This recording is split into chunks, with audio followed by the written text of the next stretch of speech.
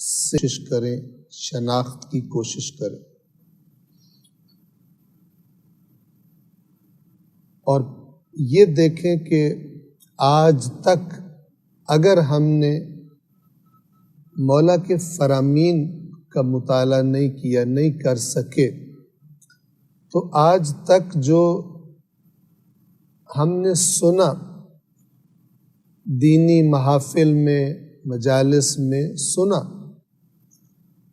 اس کے نتیجے میں جو مولا کی شخصیت، مولا کا تصور ہمارے ذہن میں بنا ہے، مولا کا اپنا کلام پڑھ کر اور سن کر آیا ہمارے ذہنوں میں موجود مولا علی علیہ الصلاۃ والسلام کا جو تصور ہے اس کی تصدیق اور تائید ہوتی ہے یا نہیں ہوتی؟ اگر تو جو ہم نے اپنے ذہنوں میں آج تک جو کچھ سنا اور مولا کا تصور ہمارے ذہن میں ہے، ان کی جو شخصیت ہمارے ذہن میں ہے، مولا کے کلام کو پڑھنے اور سننے کے بعد بھی وہی شخصیت سمجھ میں آتی ہے، تو پھر الحمدللہ، اس کا مطلب ہے ہم نے صحیح سنا تھا۔ لیکن اگر نہج البلاغہ میں مولا کے فرامین کو پڑھنے کے بعد انسان کا کسی بھی شخصیت کا کلام اس کا بہترین تعارف ہوتا ہے،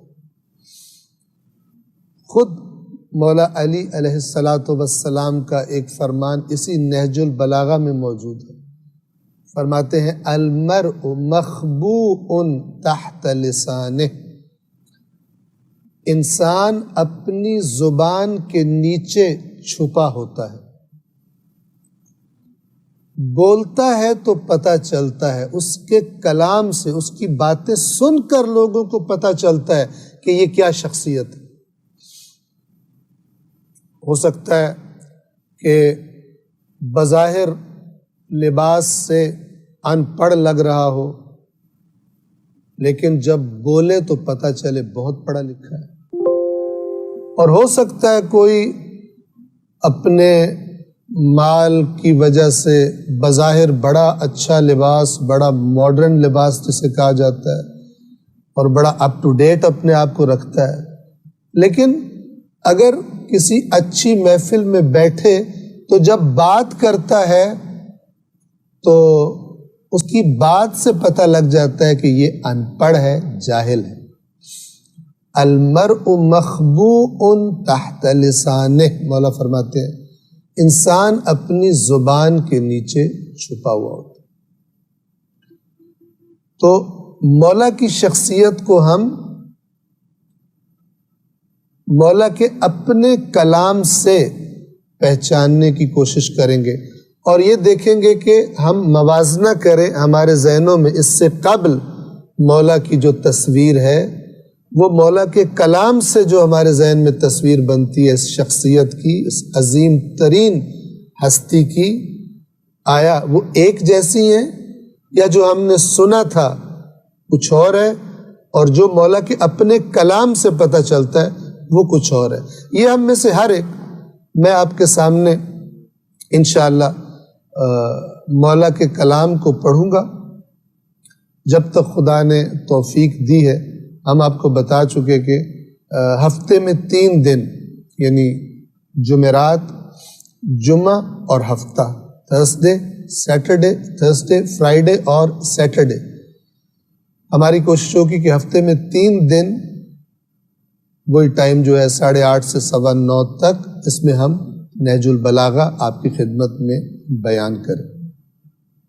اور میری آپ سے گزارش ہوگی کہ اس درس کو ایک درس اور ایک کلاس کی طرح سنجیدگی سے آپ یہ تصور کریں کہ آپ نے مولا علی علیہ الصلاۃ والسلام کے کلام کو سمجھنے کے ایک مدرسے میں داخلہ لے لیا، ایک کلاس میں داخلہ لے لیے، کہ جس میں آپ کو حاضر ہونا ہے ضرور.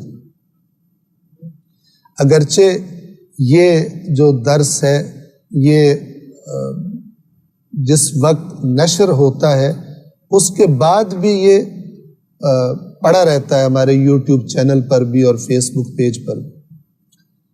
لیکن میری آپ سے گزارش یہ ہوگی کہ جیسے ایک طالب علم اپنے ٹائم پر کلاس اٹینڈ کرتا ہے، اس نیت اور اس ارادے کو اپنے اندر پیدا کریں. کیوں؟ اس لیے کہ اگر آپ ایسا کریں گے اور ایک تعہد، ایک کمٹمنٹ کے ساتھ کہ میں اس کلاس میں داخلہ لے چکا ہوں، داخلہ لے چکی ہوں اور مجھے مولا کا کلام سمجھنا ہے، یہ اگر آپ ارادہ کر لیں گے تو کئی گنا زیادہ اللہ آپ کو توفیق عطا فرمائے گا بات کو سمجھنے کی. جتنی آپ اہمیت دیں گے اتنی آپ کو توفیقات بھی ملیں گی، اتنا زیادہ استفادہ آپ کر پائیں گے. اور دوسری گزارش میری آپ کی خدمت میں یہ ہوگی کہ آپ حتماً نہج البلاغہ اپنے سامنے کھول کر جو بھی ہم جس جگہ سے بھی ہم آپ کی خدمت میں بیان کر رہے ہوں، آپ نہج البلاغہ کو اپنے سامنے کھول کر رکھیں. بالکل اسی طرح جس طرح جب کلاس روم میں ٹیچر پڑھاتا ہے اسٹوڈنٹس کو تو ان کے سامنے کتابیں کھلی ہوتی ہیں. اور ہمیں یاد ہے کہ اسکول کے دوران جب کوئی بچہ اپنی کتاب گھر بھول آتا تھا تو پھر ٹیچر اس سے سوال کرتا تھا کہ where is your book؟ تو پھر آگے سے وہ گھر رہ گئی یا فلان ہو گیا یا یہ ہو گیا کرتا تھا. تو بالکل وہی تصور میں آپ کی خدمت میں عرض کروں گا. یوں سمجھیں کہ آج سے آپ نے ایڈمیشن لے لیا ہے نہج البلاغہ کو پڑھنے اور سمجھنے کی ایک کلاس میں، اور اس کے ذریعے آپ مولا کے کلام کو پڑھ کر اور سن کر مولا کی شخصیت کی شناخت کرنا چاہتے ہیں، تاکہ ہمیں یہ پتہ چل جائے کہ مثلاً روز قیامت جس مولا سے ہم ملاقات کی خواہش رکھتے ہیں وہ کیسی شخصیت ہے، یعنی ہماری ملاقات کس سے ہونی ہے؟ وہ کہ جو ہم نے سن رکھا ہے، یا وہ کہ جو اپنے کلام سے خود اپنا تعارف کروا رہا ہے؟ اللہ کا شکر ہے کہ اللہ تبارک و تعالی نے سید شریف رضی کو یہ توفیق دی کہ انہوں نے مولا کے خطبات کو، خطوط کو، مختصر جملات جنہیں کلمات قصار کہا جاتا ہے، مختلف جگہوں سے جمع کیا اور نہج البلاغہ کی شکل میں یہ شاہکار چھوڑ دیا، ترک کیا ہمارے لیے، تاکہ ہم اس سے استفادہ کر سکیں. ہم نے جس جگہ سے اس درس کا آغاز کرنے کا سوچا ہے وہ مولا علی علیہ السلام کا وہ مشہور و معروف عہد نامہ ہے کہ جو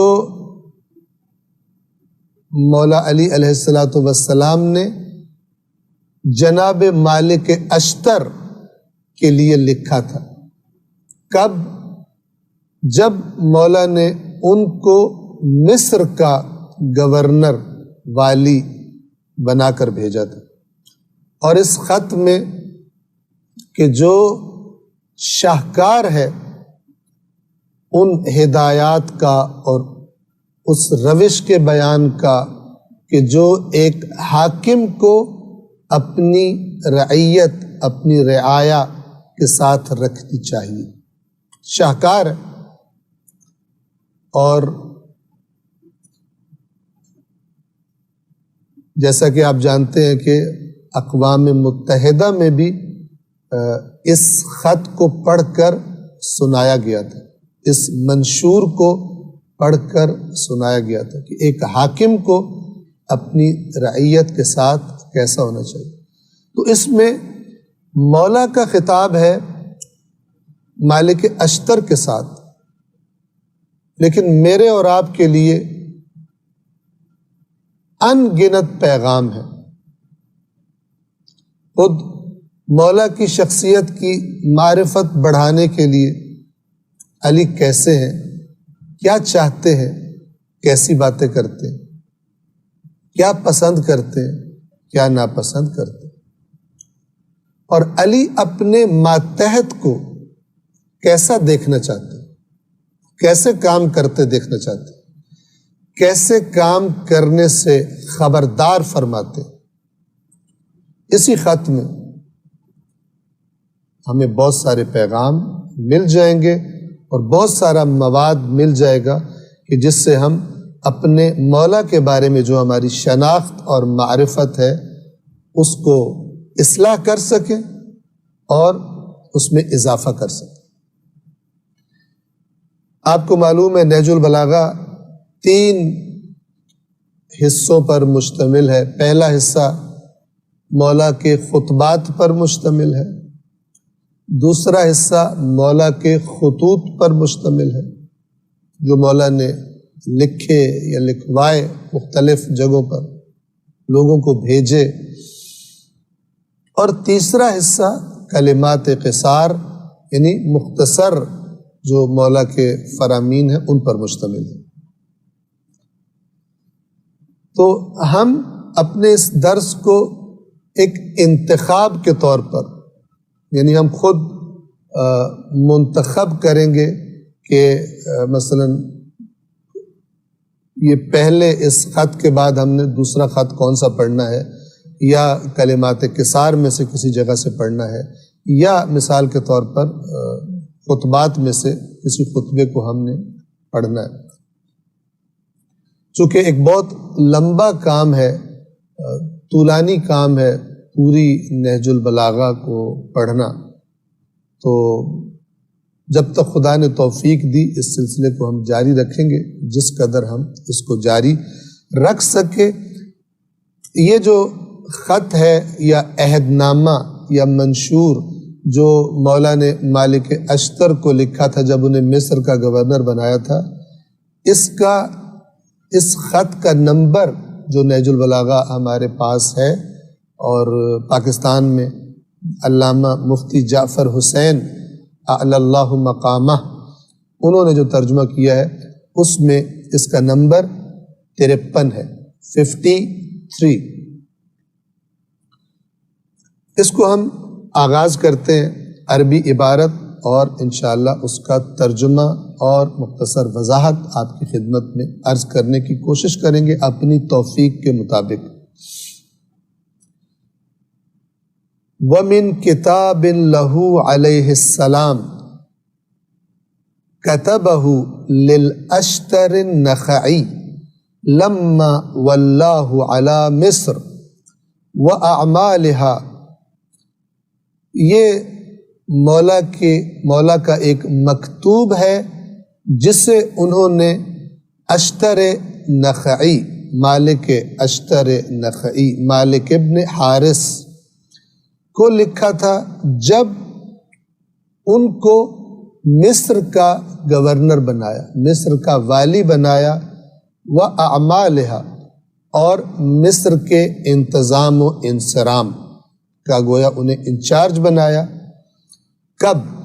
حین اضطرب امر امیرہا محمد ابن ابی بکر. کب بنایا تھا؟ کہ جب مصر کے امیر محمد ابن ابی بکر جو حضرت ابو بکر کے بیٹے ہیں اور مولا علی علیہ السلام کی آغوش میں پرورش پائی ہے، انہوں نے محمد ابن ابی بکر۔ جب ان کے حالات مصر میں، یہ مصر کے گورنر تھے مالک اشتر سے پہلے، مولا نے ان کو بنایا تھا، لیکن مصر چونکہ سازشوں کا مرکز تھا، اہل شام کے جو بغاوت کر چکے تھے خلیفہ وقت امیر المؤمنین علی ابن ابی طالب کے خلاف، تو وہ جہاں پر خرابیاں کرتے تھے اور سازشیں کیا کرتے تھے، ان میں سے ایک بڑا مرکز شام تھا۔ عمرو ابن عاص کے، جس کو حضرت عثمان نے مصر کی گورنرشپ سے ہٹا دیا تھا، اور وہ بڑی خواہش اس کے دل میں موجود تھی کہ دوبارہ مصر کی حکومت انہیں ملے، اور امیر شام امیر معاویہ نے عمرو ابن عاص کو یہ آفر کی کہ اگر تم میرا ساتھ دو تو اگر میں نے خلافت لے لی تو پھر مصر کا گورنر تمہیں بنا دوں، تو لہٰذا یہ ان کے ساتھ مل گئے۔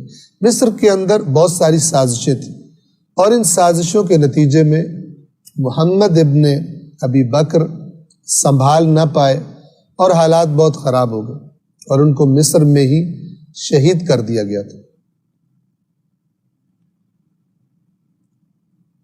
مالک اشتر کو مولا نے گورنر بنایا، اور جب وہاں کے مصر کے حالات خراب ہو گئے،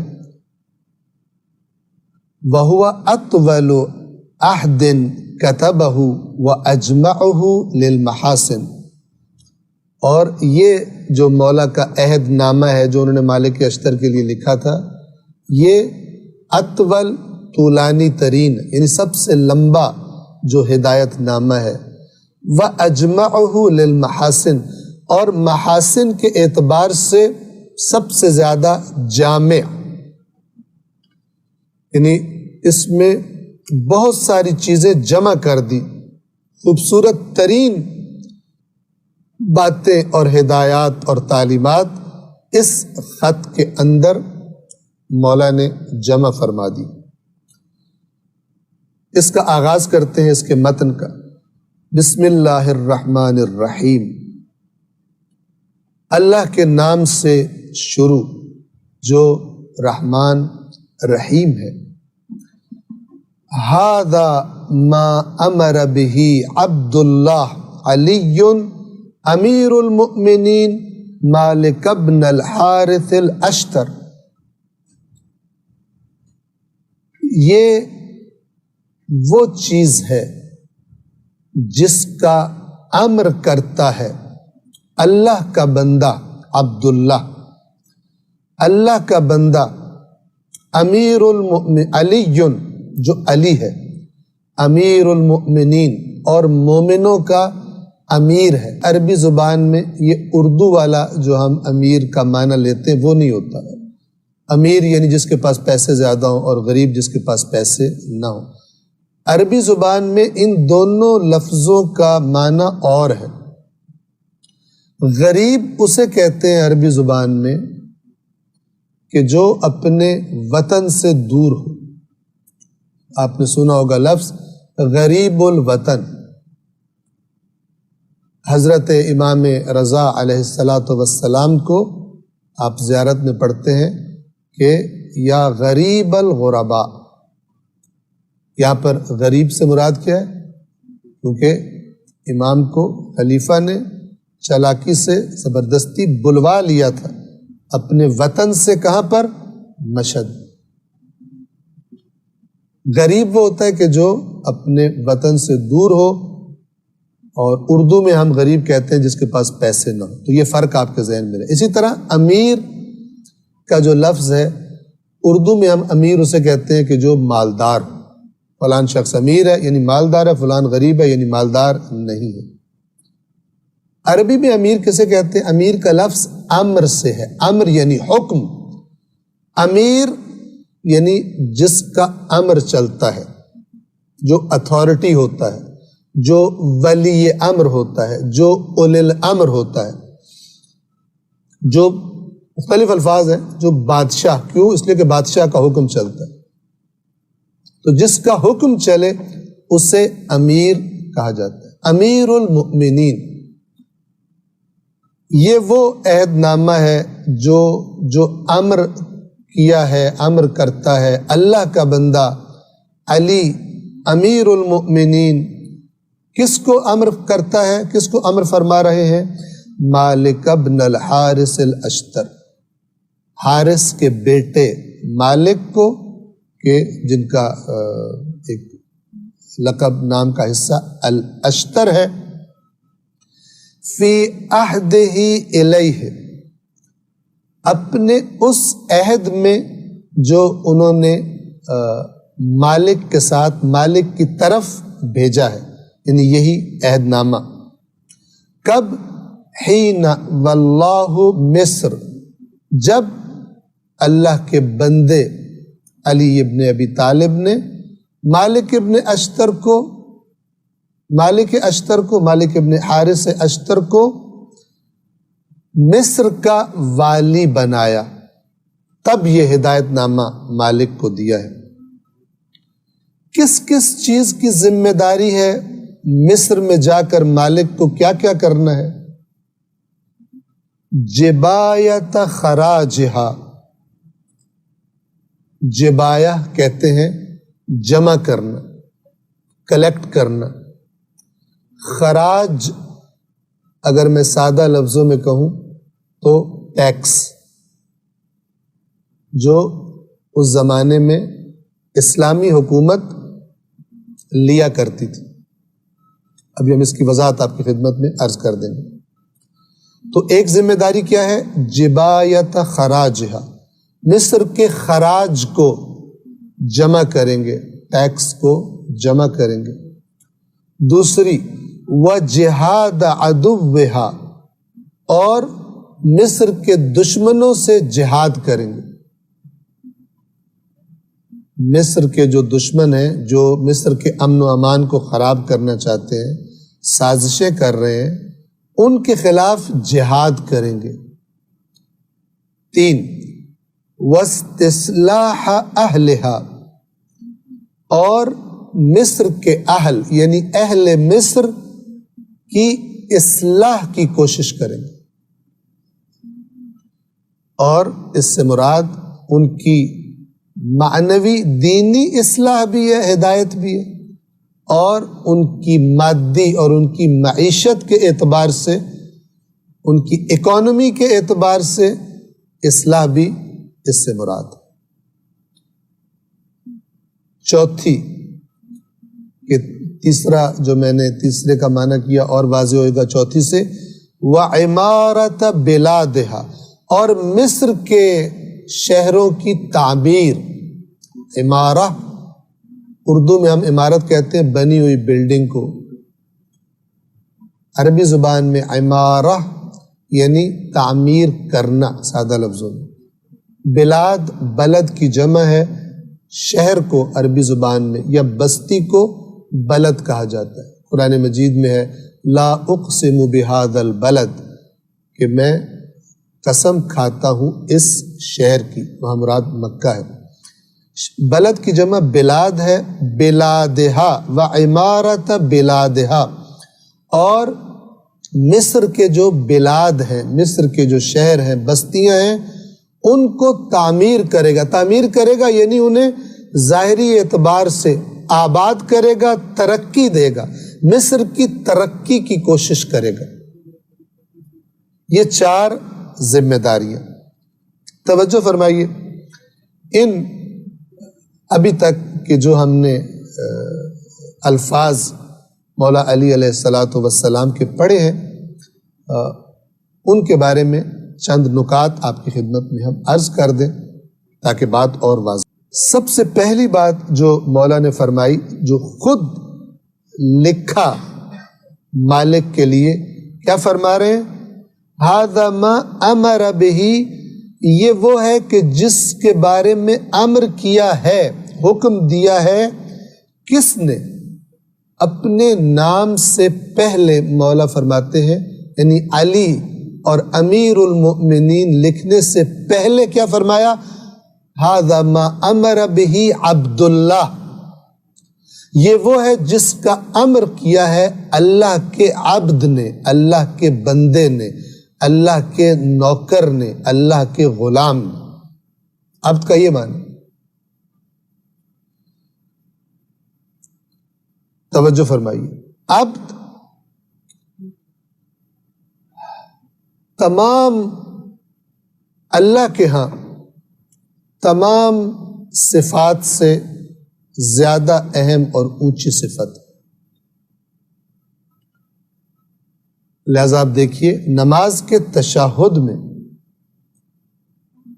رسول اللہ کی رسالت کی گواہی سے پہلے رسول اللہ کے اللہ کا عبد ہونے کی گواہی کا ہمیں حکم دیا گیا،